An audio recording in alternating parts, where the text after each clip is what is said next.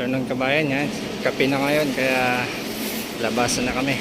Ayun, sisigundo sa kasi driver.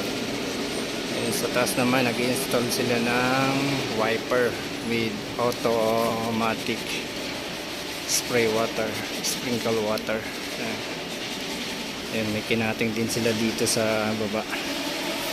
Daming trabaho.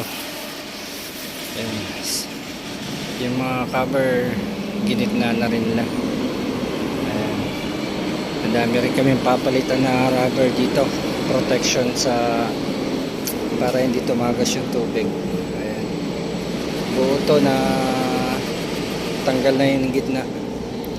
Ito yung sa fuel tank natanggal yung gitna, so yung sa water hindi natanggal. Kabayan, live po ba siman.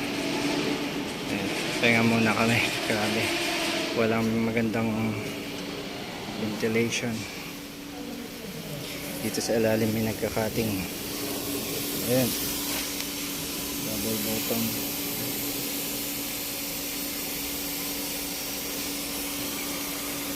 Rock and roll.